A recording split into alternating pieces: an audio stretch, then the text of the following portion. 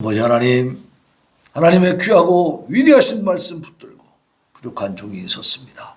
종은 감추어 주시옵시고 이 말씀이 우리의 심령 골수를 찔러 쪼개게 하여 주시옵시고 우리의 삶을 변화시키고 이끌어갈 수 있도록 강력하게 역사하여 주시옵소서. 예수님의 이름으로 기도하옵나이다. 아멘. 샬롬. 엎드려 좌우로 인사합니다. 자, 오늘은 어버이 주일이에요. 어버이 주일. 어버이 주일인데 우리가 꽃도 없어. 아무것도 없어. 말씀만 나갈 거예요. 네, 마음의 꽃이 있어.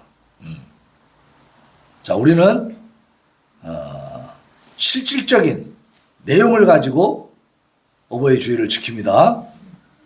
이게 중요한 거지. 그래서 가정이 뭔가, 가정의 의미와 그 질서에 대해서 오늘 하나님이 뭐라고 말씀하시는가 이걸 살펴보려고 합니다. 우리는 자, 오늘이 5월 4일인데 내일이 어린이날이잖아, 그죠? 그리고 5월 8일이 어버이날. 이번 주에 다 들어있어. 그래서 이제 어버이 주일, 뭐 다음 주에 지킬 수도 있지만 이번에 지키는 거죠. 우리가 가정이 없었다면 우리가 지금 존재할 수 있습니까? 없죠. 우리 아버지 어머니가 계시기 때문에 그분들이 가정을 이루었기 때문에 우리가 지금 있는 거 아니에요. 자, 그러면 이 가정은 누가 만들었을까요? 하나님이 만드셨지. 최초에 아담을 지으시고 그 배필 하와를 지어서 가정을 이루게 하시고 생육하고 번성하라. 그죠? 그래서 그 두 사람을 통해서 온 인류가 지금까지 번성해 온 것입니다. 유전학적으로, 생체학적으로, 생물학적으로 이렇게 연구를 해봐도 쭉 올라가면요, 조상이 한 부모로 지금 귀결이 됩니다. 그러면 우리가 생각할 때 흑인도 있고 황인종도 있고 백인도 있는데 어떻게 한 부모에서 그게 다 나옵니까? 그 유전인자가 다 있다는 거예요. 아담과 하와 속에 다 들어있었던 것이 이제 자손이 번성하면서 나타나게 됐다는 사실입니다. 그래서 하나님이 천지 만물을 지으시고 마지막에 사람을 지으신 다음에 부부가 함께 살아가는 가정을 만들어 주셨어요. 그리고 생육하고 번성하라고 하셨기 때문에 오늘날 우리가 존재하는 줄로 믿습니다. 자, 그러면 이 가정은 뭔가? 가정의 의미는 뭐고 그 질서는 무엇인가? 우리가 이 말씀을 통해서 우리 자신의 과거를 잘 돌아보시기를 바랍니다. 그래서 내가 그때 하나님 몰랐잖아. 또 하나님 말씀대로 이 에베소서에 있는 이 내용이 무엇인지 깊이 깨닫지 못했기 때문에 이대로 살지 못한 부분이 있을까요? 없을까요? 있습니다. 그러면 하나님 앞에 철저하게 피눈물을 흘리면서 회개하시기를 바랍니다. 깨닫고 알면서도 내가 잘못했구나 알았는데 회개 안 하면 그 죄가 그대로 있는 거예요. 예수 그리스도의 십자가에 의해서 모든 죄가 우리가 용서받았다 하지만 우리의 회개가 없으면 안 됩니다. 물론 우리가 알지 못해서 또 잊어버려서 깨닫지 못해서 회개하지 못한 죄도 있을 수 있죠. 그러나 그런 것은 성령께서 기도해 주십니다. 그러나 우리가 깨닫고 알았는데도 내가 회개하지 않고 있다. 그건 뭐예요? 하나님 앞에 도전하는 거지. 그 교만한 거잖아요. 그것까지 용서해 줄 수 있어요? 그건 안 되는 겁니다. 여러분이 겸손하게 엎드려 기도하고 회개할 수 있기를 바랍니다. 그런 의미에서 오늘 이 설교를 할 것이고 또 앞으로 또 기회가 있는 사람들은 내가 이 말씀대로 앞으로 살아야 되겠구나. 그렇게 변화된 삶으로 하나님 앞에 나아가야 됩니다. 자, 5장 22절로 33절 거기에는 그리스도인 부부 관계에 대한 교훈이 나와 있어. 이 본문은 그리스도인의 부부 관계에 대해서 그리스도와 교회 관계에 비유해서 논하고 있어요. 부부간의 관계는 예수님과 교회의 관계와 비슷하다 그 말이에요. 그래서 이런 부부 관계에 대한 권면은 먼저 아내들에게, 그리고 남편들에게, 그 다음에 마지막에 공동적으로 남편과 아내에게 함께 지금 권면이 주어지고 있습니다. 그 아내들에게는 어떻게 말씀하고 있느냐? 자, 오늘 본문 말씀 22절 같이 읽습니다. 시작. 아내들이여 자기 남편에게 복종하기를 주께 하듯 하라. 자, 남편들이 이 말씀을 읽을 때 기분이 좋을까 나쁠까? 너무 좋지. 그래갖고 이것만 갖고 공격을 해. 응? 왜 복종하지 않는 거야? 근데 이건 하나만 알고 둘은 모르는 거예요. 일단 아내들이 남편에게 복종할 것을 말씀했으니까 이 부분을 먼저 살펴보겠습니다. 그리스도의 몸된 교회가 머리이신 예수 그리스도께 복종하듯 아내들도 그 머리 되는 남편에게 복종하라 하는 말씀입니다. 남편이 아내의 머리가 된다고 하는 것은 고린도전서에서도 밝혀주고 있어요. 이건 창조의 원리입니다. 창조의 원리. 고린도전서 11장 3절에 보면 그러나 나는 너희가 알기를 원하노니 각 남자의 머리는 그리스도요 여자의 머리는 남자요 그리스도의 머리는 하나님이시니라. 그러니까 하나님이 예수님의 머리고, 그죠? 예수님은 남자의 머리고, 남자는 여자의 머리다. 질서예요, 질서. 이걸 뒤집으면 돼요, 안 돼요? 예수님이 하나님 아버지 보고 내가 위에 있어, 내 말 들어, 막 그러면 돼요? 안 되잖아. 교회가 예수님에게 예수님 내 말 들어요, 그러면 돼요? 교황이 더 위에 있어, 예수님 내 밑에 있잖아, 그러면 돼요? 아니요, 이것도 잘못된 거예요. 이건 역적 오반이요. 네? 아담이 에덴 동산에서 왜 쫓겨났어요? 모반을 일으킨 거야. 하나님의 자리를 자기가 훔치려고 했던 거예요. 왜냐? 선악과 먹으면 하나님같이 된다. 사탄이 그렇게 꼬시니까, 그렇게 막 그런 말로 막 미혹하니까 내가 하나님 돼야지, 그러고 막 먹어버린 거 아니에요. 모반이에요, 모반. 역적모일 해가지고 반란을 일으킨 거야. 그런데도 하나님이 용서해 줄 수 있습니까? 안 되는 거지. 그래서 쫓겨난 거예요. 하나님은 남자를 먼저 창조하셨다는 것이 창세기에 분명히 나와 있잖아, 그죠? 근데 순서대로 하나님의 형상과 모양으로 창조한 것은 사람뿐이야, 사람. 그 중에 남자와 여자인데 누구를 먼저? 남자를 먼저 창조했으니까 그 질서다 이 말이에요.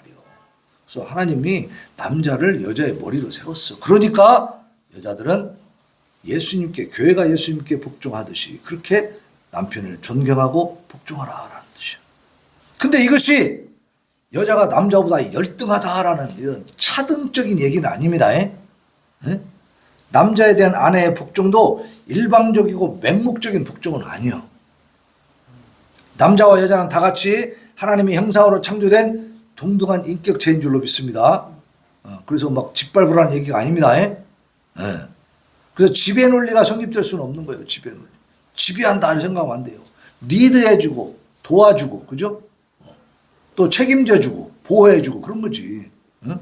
남자의 역할을. 그리고 여자들은 거기에 따르고 순응하면서 함께 협조해 나가는 거예요. 창조의 질서적 측면에서 남편의 권위에 순복하되 교회가 그리스도께 하듯이 자발적인 순종을 하라는 겁니다. 우리 교회는 예수님을 머리로 하고 있잖아, 그죠? 그래서 예수님의 말씀대로 살아가려고 하는 거예요. 예수님 말씀에 다 거역하려고 하는 거예요. 말씀대로 살아가려고 이렇게 모여 있는 거예요. 그러니까 그 말씀을 존중하고, 그죠? 주님의 말씀에 우리가 순종하고 복종하잖아. 마찬가지로 아내들은 남편에게 그렇게 해라. 그렇죠. 근데 이것만 딱 주고 끝! 그랬으면 이제 남자들은 여자 위에 군림하려고 했겠죠. 봐라. 하나님이 말씀하셨잖아. 복종해. 내 말 들어. 막 이랬을 거 아니야. 근데 사실 그렇게 살아왔어? 안 살아왔어? 옛날에 그렇게 했죠? 그렇게 했어. 우리 젊을 때는 유교적인 사고방식, 기독교적인 사고방식이 아니고 유교적인 것이 전통적으로 흘러내려와가지고 가부장적인, 그죠? 남편은 하늘, 여자는 땅, 우리가 하늘이었어. 그래서 마구제비로 하다 보니까 잘 돼, 안 돼? 예? 잘 돼요, 안 돼요? 그게 잘 안 되는 거지. 불행의 씨앗이 되어버려요, 그것이. 그러한 사고방식이 가정을 행복하게 하지 못하더라, 이 말이에요. 그래서 하나님은 25절로 30절에 남편들에게 말씀하고 있어. 남편들이 어떻게 해야 되는지. 그러니까 아내들에게 말씀하셨으면 남편들에게도 어떻게 해야 되는지 알려주는 게 당연하죠. 예? 그러니까 우리 하나님은 공평하시고 또 모든 이 통치 질서, 하나님의 질서를 세우기 위해서 다 그 역할들을 말씀해 주고 계시는 거예요. 자, 남편들에게 뭐라고 했는가? 25절 봅시다. 25절. 시작. 남편들아. 25절 아니에요? 맞죠? 자, 시작. 남편들아, 아내 사랑하기를 그리스도께서 교회를 사랑하시고 그 교회를 위하여 자신을 주심같이 하라. 어떻게 하라고요? 그리스도께서 교회를 사랑하신 것과 같이 사랑해라. 자, 예수 그리스도께서 교회를 어떻게 사랑하셨습니까? 어느 정도까지 사랑하셨죠? 네, 자기 목숨을 주셨잖아, 그죠? 예수 그리스도의 교회에 대한 사랑은요, 자기의 생명까지 내어주신 무조건적이고 헌신적이고 희생적인 사랑이에요. 여러분 그렇게 사랑해봤습니까? 그러므로 남편들은 아내 사랑을 그와 같이 해야 된다. 예수님이 교회를 사랑하듯이 그렇게 사랑해야 한다는 거예요. 남편이 아내의 머리라면 아내는 남편 자신의 몸이요. 자, 교회가 예수님의 몸이 왜? 교회의 머리가 예수님이니까. 교회는 예수님의 몸이죠. 그러니까 예수님은 교회를 위해서 자기 목숨을 바쳤어요. 왜? 예수님의 몸이니까. 그러면 아내의 머리인 이 남편은 아내의 머리가 남편이니까 아내는 남편의 뭐요? 몸이요, 몸. 그죠? 근데 그 몸을 어떻게 했어, 그동안에? 옛날에 솔직히 말해봐. 학대했잖아. 무시했잖아. 괴롭혔잖아. 그랬어요, 안 그랬어요? 안 그랬다고요? 다행이고. 그렇게 했다고 지금 깨달아지면, 기억이 나면 회개할 수 있기를 바랍니다. 내 몸이요, 내 몸. 그러니까 결국 내 몸을 내가 사랑하는 게 당연한 건데 바보같이 내 몸을 학대하고 내 몸을 괴롭혔더라, 이 말이지. 그래서 남편들은 아내를 사랑하는 것이 곧 자기를 사랑하는 것임을 알아야 돼. 그러니까 아내한테 잘해주면 반찬이 하나 더 늘어 줄어. 기분 나쁘면 밥 해줘, 안 해줘? 잘해주고 행복하게 해주면 밥을 맛있게 해줘야, 안 해줘요? 그러니까 내가 아내를 사랑하면 거기서 서비스가 나오는 거예요. 나를 위해서 너무 좋지, 그죠? 이게 내가 아내를 사랑하는 것은 손해보는 게 아니요, 나를 사랑하는 거예요. 아내 사랑하기를 제 몸 사랑하는 것과 같이 해야 된다. 너무나 중요한 말씀. 이걸 교회에 나오는 사람들이 제대로 깨닫고 알고 실천하면 가정이 행복할까요, 불행할까요? 행복해집니다. 행복해져. 근데 그걸 몰랐다, 이 말이에요. 몰랐어.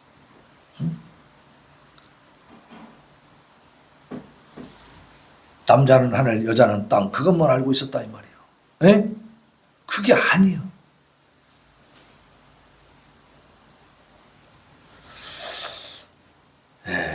남편과 아내 두 사람에게 결론적인 권면이 31절 이하에 나옵니다. 같이 33절까지 같이 읽어봅시다. 31절부터 시작. 그러므로 사람이 부모를 떠나 그의 아내와 합하여 그 둘이 한 육체가 될지니 이 비밀이 크도다. 나는 그리스도와 교회에 대하여 말하노라. 그러나 너희도 각각 자기의 아내 사랑하기를 자신같이 하고 아내도 자기 남편을 존경하라. 창세기 2장 24절에 보면 이러므로 남자가 부모를 떠나 그의 아내와 합하여 둘이 한 몸을 이룰지로다. 가정에 대한 말씀을 해주고, 하나님이 만든 가정. 남편과 아내 양자에게 결론적인 권면은 뭐냐? 창세기 2장 24절 이 말씀을 인용해서 그리스도와 교회가 뗄래야 뗄 수 없는 신비한 연합관계에 있듯이 남편과 아내도 신비한 연합을 이루어서 한 몸이 되었다는 사실을 강조해주고 있어요. 남편과 아내로 하여금 어떻게 해요? 각자의 본분에 충실하면서 서로 존경하고 사랑해라.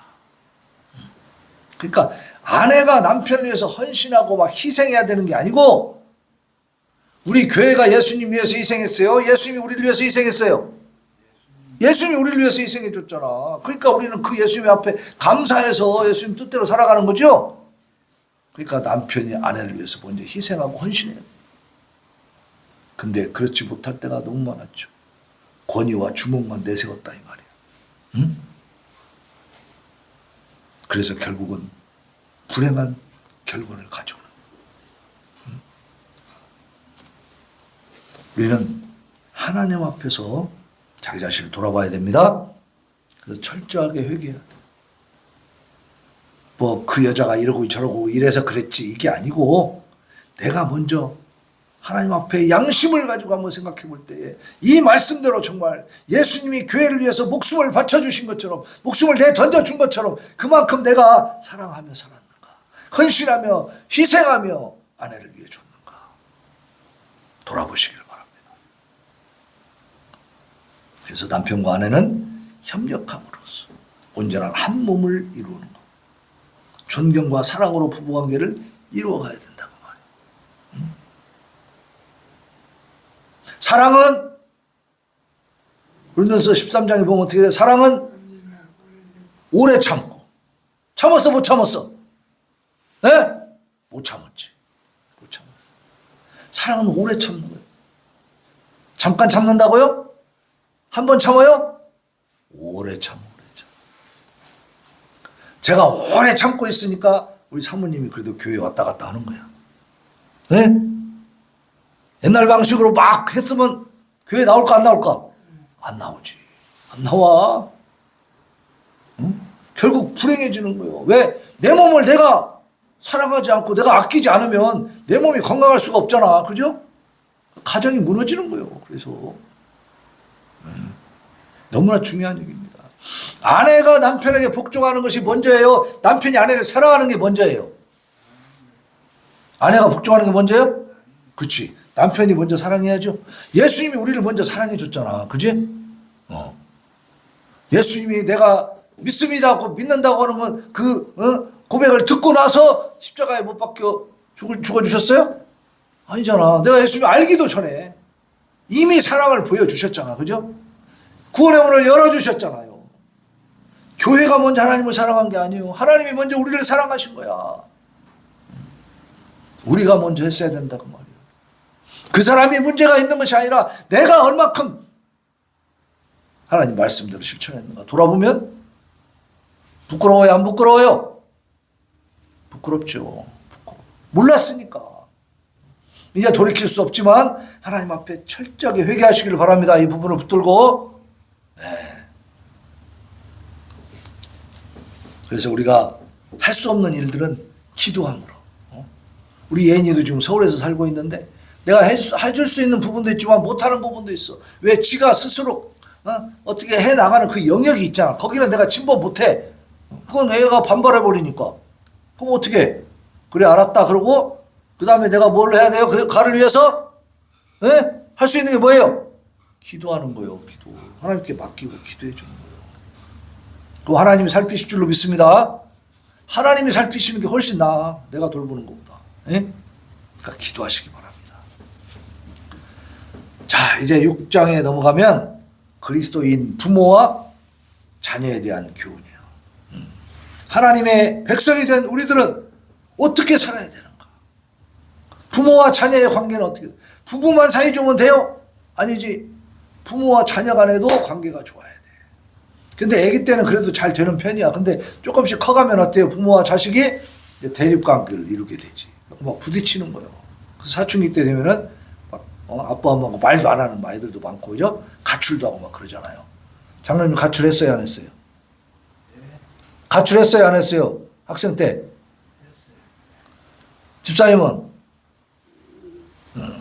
왜 가출하는 거예요? 부모님하고 잘 안 맞으니까, 그죠? 부모님과 갈등이 생기니까 가출하게 되는 거야. 그래서 오늘 이 말씀을 통해서 우리가 내가 자녀 있을 때, 아까 그거는 부모 또 부부로서의 얘기인데, 부모와 자녀로 있는 일단 먼저 내가 자녀로서 어떻게 살았는가 한번 돌아보자 이 말이에요. 자, 6장 1절로 4절에서는 그리스도인 그리스도인의 가정 생활에 관한 윤리, 그것 중에서 부모와 자녀 간에 지녀야 할 생활 윤리를 언급하고 있어요. 자, 먼저 1절로 3절을 같이 한번 읽어봅니다. 6장 1절부터 시작. 자녀들아, 주 안에서 너희 부모에게 순종하라. 이것이 옳으니라. 내 아버지와 어머니를 공경하라. 이것은 약속이 있는 첫 계명이니 이로써 내가 잘되고 땅에서 장수하리라. 그랬어요. 자녀는 부모에 대해서 어떻게 하라? 주 안에서 순종하라. 순종하라. 가정의 온전한 일치를 위해서는 부부의 화합 못지않게 부모와 자녀 사이의 화합도 필요하죠. 자녀들은 하나님께서 부여하신 부모의 권위에 마땅히 순종함으로 부모를 공경해야 되는 거예요.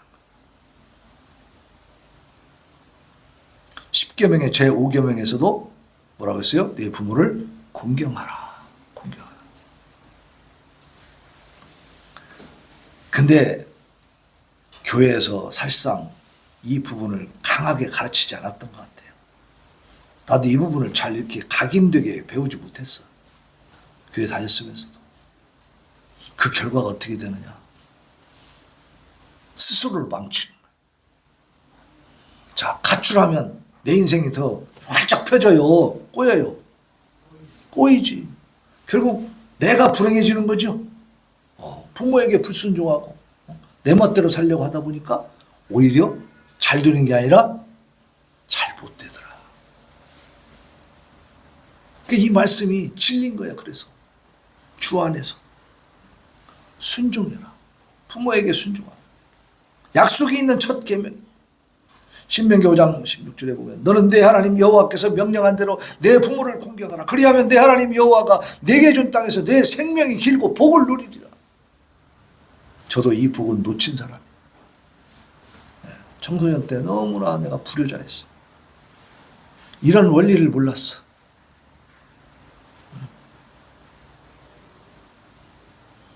자, 그런데 성경에 또 무서운 말씀이 있습니다. 부모를 조롱하고 순종하기를 싫어하는 자는요, 그의 눈이 골짜기에 까마귀에게 쪼인대, 독수리 새끼에게 먹힌대요. 이런 저주의 말씀이 있습니다.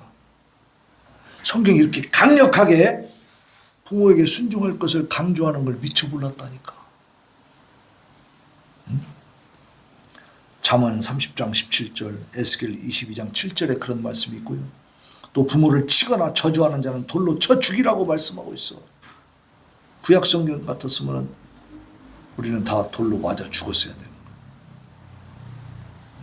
불효라는 것이 얼마나 무서운 것인가. 잠언 30장 17절입니다. 아비를 조롱하며 어미 순종하기를 싫어하는 자의 눈은 골짜기에 까마귀에게 쪼이고 독수리 새끼에게 먹히리라. 불효자는 그 눈을 까마귀가 막 쪼아먹어 버린다는 거예요. 네? 결국 그 말씀이 나쁜 길로 가면 계속 나쁜 길로 간다는 소리가. 계속해서 내 삶이 눈이 쪼이면 앞이 보여 안 보여? 안 보이잖아. 인생이 깜깜해진다는 얘기지. 네? 네. 에스겔 22장 7절과 14절에 보면 그들이 내 가운데에서 부모를 업신여겼으며 내 가운데서 나그네를 학대하였으며 내 가운데에서 고아와 과부를 해하였도다. 내가 네게 보응하는 날에 내 마음이 견디겠느냐? 내 손이 힘이 있겠느냐? 나 여호와가 말하였으니 이루리라. 그 부모를 공경하지 않는 자들에 대해서 하나님이 마음에 고통을 줘버린다는 거예요. 이 말씀은 정확해요. 저도 그걸 체험했으니까. 너무너무 이것은 확실한 말씀, 진리의 말씀.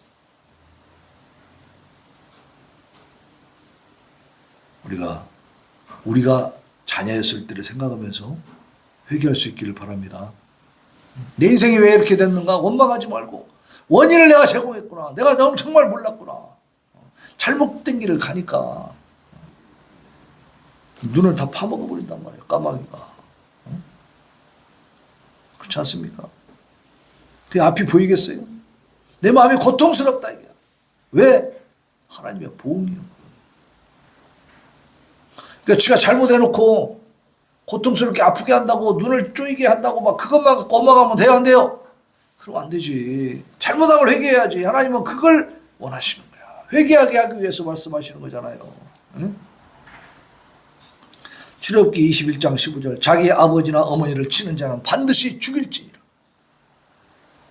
이렇게 무서운 죄. 부모에 대해서 함부로 하는 자, 치는 자, 부모 존속 폭행이지. 존속 살해, 존속 폭행 이런 걸 죽여버리라는 거예요. 그렇게 무서운 죄악이라는 거예요. 하나님이 이 질서를 세웠기 때문에 질서를 무너뜨리는 걸 하나님이 이렇게까지 진노하시는 거예요. 레위기 20장 9절 만일 누구든지 자기 아버지나 어머니를 저주하는 자는 반드시 죽일지니 그가 자기 아버지나 어머니를 저주하였은즉 그의 피가 자기에게로 돌아가라. 그러니까 아버지를 저주하는 자, 어머니를 저주하는 자는 때려 죽여도 그 죄값으로 지가 죽는 거기 때문에 죽인 사람이 아무 죄가 없어. 그렇게 무섭게 말씀하고 있어요. 그러니까 우리가 구약시대에 이스라엘에 태어났다면 맞아 죽었을까 안 죽었을까? 맞아 죽어도 할 말이 없는 부모에 대한 자녀들의 공경은 하나님의 공경의 첫 걸음이자 외적 표현이라. 그러니까 우리가 부모를 공경하는 것은요 하나님을 섬기는 기본적인 첫걸음이에요. 부모를 잘 공경하는 사람이 하나님도 잘 섬기게 돼 있다. 부모님을 무시하고 깔보고 저주하는 자는 하나님 앞에도 그렇게 설 수밖에 없어. 하나님 제대로 섬길 수 없다. 그러니까 우리가 과거에 하나님 부모에게 잘못했던 모든 것들을 하나님 앞에 회개해야 되겠어요, 안 해야 되겠어요? 회개해야 되겠다. 반드시 회개해야 돼. 그래서 이것은 성도들에게 중요한 의미를 가지는 거예요. 부모는 자녀에게 또한 마땅히 행할 바를 가르쳐야 돼. 이제 부모된 입장에서 보면 자녀들에게 마땅히 행할 바를 가르쳐 줘야 돼. 아까는 자녀된 입장에서 부모를 공경하는. 그러면 부모는 어떻게 해야 돼? 함부로 막 해도 되느냐? 아니다 이 말이에요. 아까 남편이 예수님이 교회를 사랑하듯이 목숨 바쳐 사랑하라고 했듯이 자녀들에 대해서도 부모라고 함부로 막 권위만 막 남용하고 말이지 폭력을 휘둘러 이러면 안 된다는 거예요. 자, 그 말씀이 4절에 있습니다. 6장 4절 같이 읽습니다. 시작. 또 아비들아 너희 자녀를 노엽게 하지 말고 오직 주의 교훈과 훈계로 양육하라. 그렇죠? 잠언 22장 6절에 보면 마땅히 행할 길을 아이에게 가르치라. 그리하면 늙어도 그것을 떠나지 아니하리라. 어릴 때 신앙으로 교육하고 바르게 교육하는 것이 너무 중요하다. 이사야 38장 19절에 보면 오직 산자 곧 산자는 오늘 내가 하는 것과 같이 주께 감사하며 주의 신실을 아버지가 그의 자녀에게 알게 하리이다. 신앙은 전수가 돼야 돼요. 전수가. 잘 가르쳐. 이때 부모는 자녀를 자기의 소유물처럼 생각하면 돼야 안 돼요. 아니다 이거요. 근데 세상은 그렇게 해요 안 해요? 세상은 그렇게 할 때가 많아. 그래서 막 학대할 때도 있잖아 아이를. 응? 그리고 무조건적인 권위를 내세우고 막 강압적으로 다루면 안 된다는 거예요. 하나님은 그걸 원하지 않으시죠. 그래서 4절에 보면 뭐라 그랬어요? 너희 자녀를 노엽게 하지 말고 노엽게 하지 말고. 자녀들이 분하게 생각하고 막 억울하게 생각하게 만들지 말라는 거예요. 근데 부모들은 그런 일을 많이 합니다. 자기도 모르게. 응? 당시 가장의 권한으로 이 지금 에베소서를 쓸 때에 1세기 로마에서는요 어떤 법이 있었냐면 부모는 특히 아버지는 자녀를 죽여도 상관이 없었어요. 그 당시에 희생된 아이들이 많겠죠. 자녀가 말을 안 들으면 때려서 죽여. 그래도 죄가 안 됐어. 그게 당시에 로마의 법이었다고. 이런 시대에 대조적으로 바울은 자녀들의 인격에 대해서 그 인격이 존귀하다는 사실을 강조해주고 있어. 그게 노엽게 하지 마라. 노엽게 하지 마. 그러니까 그 당시 세상적인 풍조를 따라간 거예요? 안 따라간 거예요? 안 따라간 거예요. 세상적인 풍조는 자녀를 죽여도 된다고는 그런 풍조였단 말이야. 근데 바울 사도는 어때요?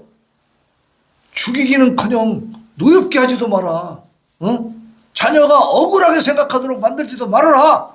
다시 말하면 자녀의 인격도 어떻게 하라고요? 존중해주라. 함부로 하지 마라. 그러니까 앞섰어요? 뒤섰어요? 엄청나게 앞서 있죠. 하나님의 나라가 이런 나라야. 인격을 존중해주는 나라라고. 아이들 인격까지. 우리 조선시대 우리 불과 한 4, 50년 전만 해도 애들은 다 무시했어요. 심지어 약장수들도 오면 뭐라 그래요? 제일 많이 하는 말이 그거죠? 약장수 가면서 야 애들은 가! 어른들 와라. 왜? 애들이 돈이 돼야 안 돼.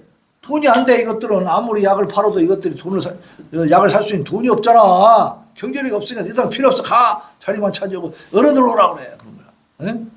그렇게 애들은 무시당하는 거예요. 예수님 당시에도 무시했잖아요. 제자들이 막 어린아이들 부모들이 막 데리고 왔고 축복기도 받으려고 야 저리 가 애들 저리 가 막 치워 막 그랬잖아. 그러니까 예수님이 그렇게 하지 마라. 아이들을 내 앞으로 데려와라 그랬고 축복해 줬잖아. 그죠? 이 어린아이와 같지 아니하면 너희가 하나님 나라 들어갈 수 없다 말씀하죠.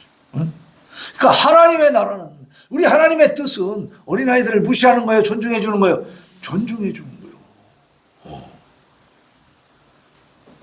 근데 오늘날 우리나라가 많이 어린아이들 존중하는 그런 시대로 바뀌었잖아요. 왜요?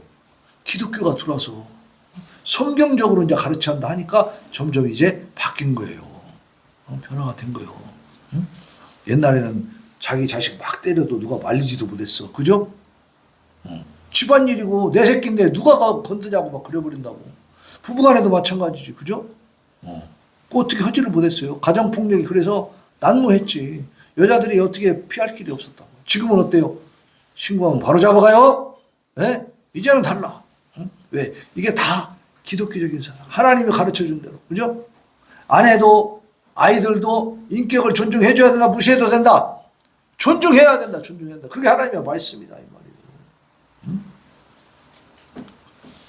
자, 부모가 자녀를 노엽게 하는 경우는 어떤 경우?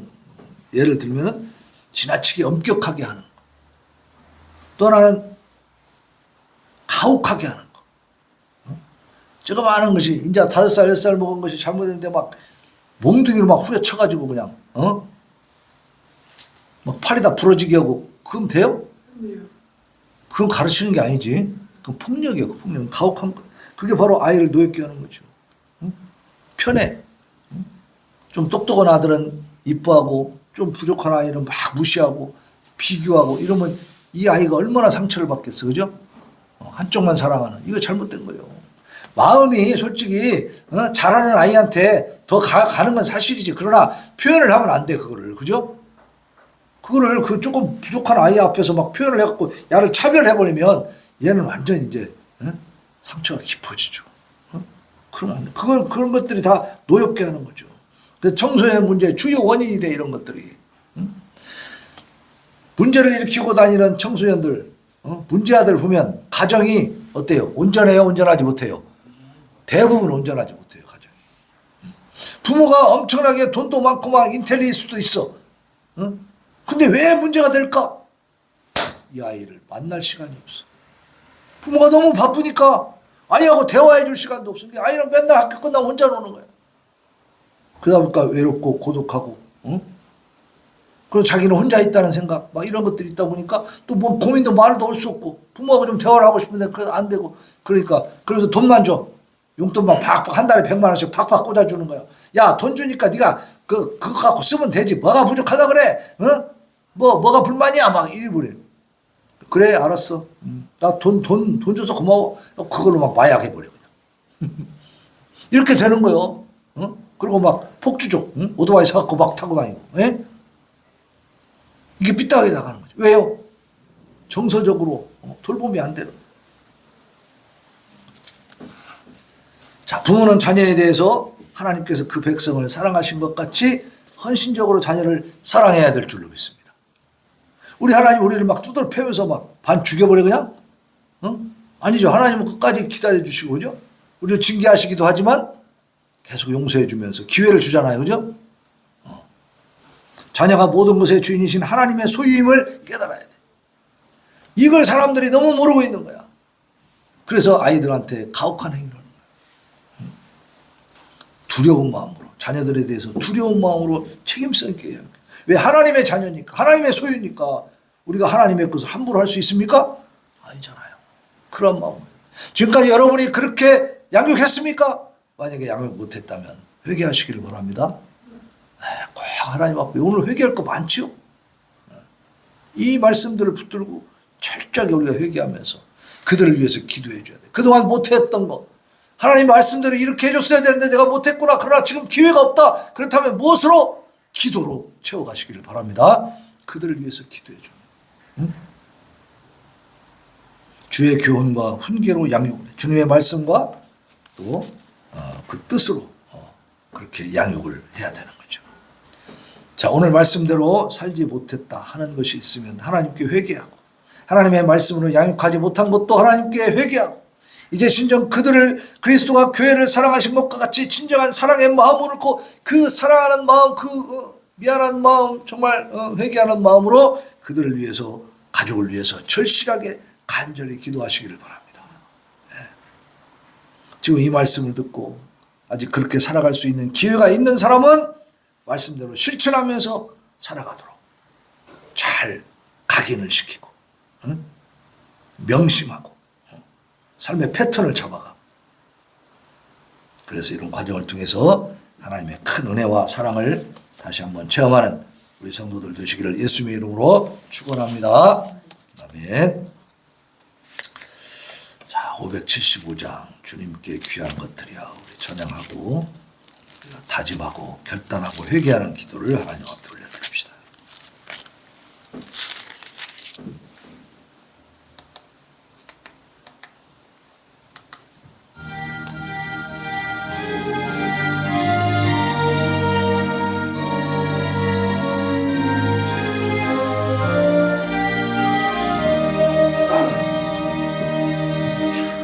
주님께 귀한 것들이여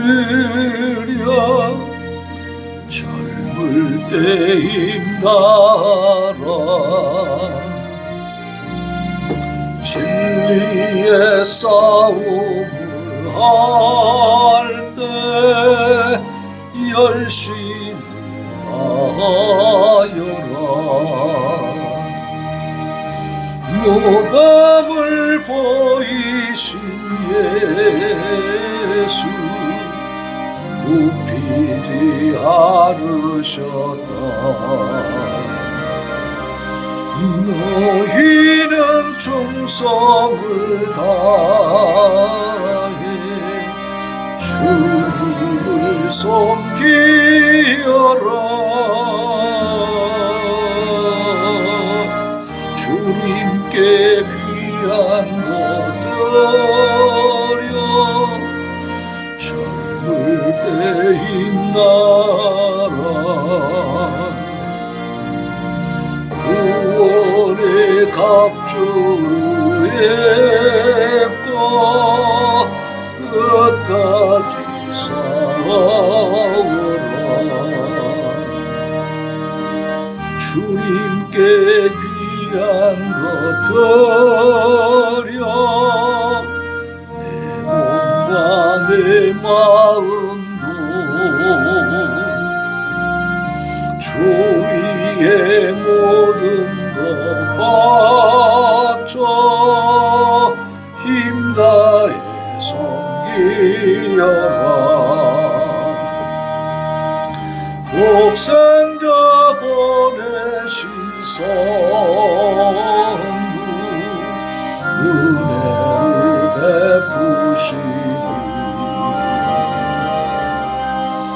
너희는 정성을 다해 주님을 섬기여라.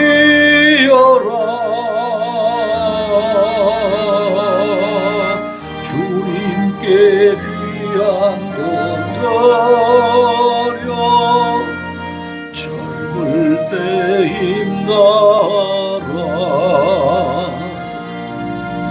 구원의 갑주를 입고 끝까지 싸워라 우리의 귀한 건 모두 주님께 바치어도 그 귀한 생명을 주신 저 은혜 못 갚겠네 하늘의 영광을 버려